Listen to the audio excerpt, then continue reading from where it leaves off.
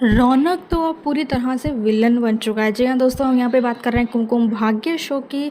तो रौनक की शादी ऑफकोर्स प्रार्थना से होने वाली थी, लेकिन वहाँ पे बीच में शिवांश हो गया और शिवांश और प्रार्थना की शादी हो गई। वहाँ तक रौनक काफ़ी सिंपैथी वाला एक चल रहा था। फिर रौनक उसके घर पे जाता है, उससे मिलने के लिए, मतलब एक पत्नी से मिलने के लिए जाता है, तो वो भी समझ में आ रहा था कि ऑफकोर्स रौनक प्रार्थना से प्यार करता है और ये सारी चीज़ें प्यार की वजह से हो रही हैं। लेकिन अब तो रौनक ने सारी हदें पार कर दी है। बिल्कुल विलन वाले मूड में जो है रौनक अब जा चुका है। किस तरीके से उसने अपने खुद के ही घर में आग लगाई और उसकी इन हरकतों के वजह से 3 जिंदगियां जो है वो बर्बाद होने जा रही थी। यानी कि उसकी अपनी माँ की, प्रार्थना की और शिवांश, ये तीनों ही उस आग में थे। और कहीं ना कहीं रौनक जो है उसको ये बात पता थी कि शिवांश अंदर है।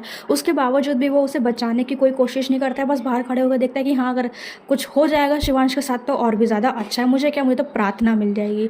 ये सारी चीज़ें समझ में नहीं आ रही थी कि रौनक ऐसा कैसे कर सकता है। अगर उसकी जगह पे शिवांश होता तो डेफिनेटली वो रौनक को वैसे इतनी बुरी कंडीशन में नहीं छोड़ता, वो वहाँ पे उसे बचाने के लिए ज़रूर जाता। जब यहाँ पे क्या दिखाया था कि रौनक को जब पता चलता है कि प्रार्थना और उसकी मॉम दोनों ही उस घर में है, तो वहाँ पे घर में जाने के बाद वो सिर्फ प्रार्थना ही प्रार्थना करने लगता है कि मुझे प्रार्थना को बचाना है, मैं प्रार्थना को कुछ होने नहीं दूंगा, प्रार्थना को मैं ही बचाऊंगा, शिवांश उसे नहीं बचा सकता, मैं उसकी जिम्मेदारी उठाऊंगा। तो उसने एक सेकंड के लिए भी अपनी माँ को याद नहीं किया था। यार, ये कैसा बेटा है जिसे मतलब कोई पढ़ी नहीं है कि उसकी माँ आग में झुलस सकती है, कुछ भी हो सकता है उसकी माँ के साथ। लेकिन वो उसका पूरा फोकस सिर्फ प्रार्थना के ऊपर था। सेकंड फोकस था कि प्रार्थना को शिवांश ना बचा ले। वहीं अगर हम दूसरी तरफ शिवांश की तरफ देखें तो शिवांश इतनी बुरी आग में फंसे होने के बावजूद भी उसका फोकस दोनों की तरफ था कि माँ को भी बचाना है और अपनी पत्नी को भी बचाना है।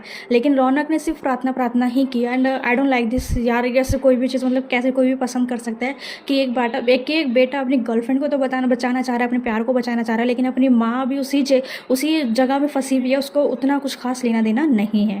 ये सारी चीज़ें तो हो ही रही थी। उसके बाद जब हॉस्पिटल में आया और उसे मतलब पता चला कि शिवांश ने बचाया है उसकी माँ को, उसके बावजूद भी उसके दिल में ज़रा सा भी सिंपैथी नहीं आई उस शिवांश के लिए कि उसने मेरी माँ को बचाया है। उसके बावजूद भी रौनक का यही वाला सीन चल रहा है कि मैं इन सारी चीज़ों की वजह से मैं शिवांश को यहाँ पे फंसा दूंगा और उसके ऊपर केस करवा दूंगा, उसे जेल भेज दूंगा और फिर मेरी प्रार्थना मुझे मिल जाएगी। वो सिर्फ वही चीज़ कर रहा है। इस तरह से क्लैरिटी दी जा रही है कि रौनक जो है ना, उसने कभी भी प्रार्थना से प्यार नहीं किया। वो सिर्फ और सिर्फ उसे पाना चाहता था, उसे हासिल करना चाहता था। तो वही वो जिद वाली चीज़ दिखाई जा रही है। बस थोड़ा सा साइको लेवल यहाँ पे कम कर रखा है बिकॉज ऑफ रौनक की जो इमेज स्टार्टिंग में बनाई थी हीरो वाली, उस वजह से।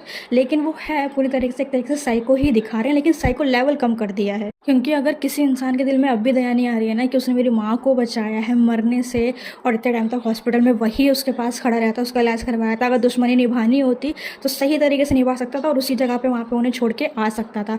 लेकिन रौनक के दिल दिमाग में कहीं से कहीं तक ये चीज़ें नहीं आ रही है। और जब स्मिता को ये बात पता चली तो स्मिता मतलब उसे डांट रही है रौनक को, तो उस टाइम पर भी उसका पूरा फोकस सिर्फ प्रार्थना को पाने में है। उसको एक बार के लिए भी ये रियलाइज़ नहीं हो रहा है कि अगर उसकी माँ उसे समझा रही है तो सही चीज़ तो समझा रही है। भी है कि जब स्मिता को होश आया था और उसने हॉस्पिटल के रूम में मिलने के लिए अपने हस्बैंड को बुलाया था, तो रौनक को ये चीज़ काफ़ी ज़्यादा बुरी लगती है कि डैड को क्यों बुलाया, मुझे क्यों नहीं बुलाया।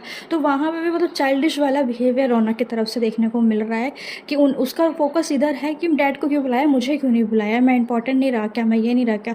तो रौनक में मैं कुछ ज़्यादा ही दिख रहा है और वो अब हीरो से विलन की तरफ कन्वर्ट होता हुआ नज़र आ रहा है। और अगर आप लोगों ने फोकस किया हो तो रौनक जो है वो प्रार्थना को बचाने में इंटरेस्टेड नहीं था।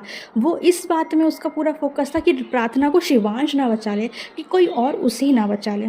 उसका मेन फोकस सिर्फ यहाँ पे था, इस बात पे नहीं था कि बस प्रार्थना सेफ हो जाए किसी भी तरीके से, चाहे कोई भी बचाए, चाहे समिता बचाए चाहे मैं बचाऊँ, उसकी जान बचनी चाहिए अगर तुम्हें उससे सच में प्यार था तो। लेकिन रौनक की तरफ से प्यार नहीं, एक साइको लेवल देखने की, जिद देखने की समझ में एक जिद सी देखने को मिल रही है।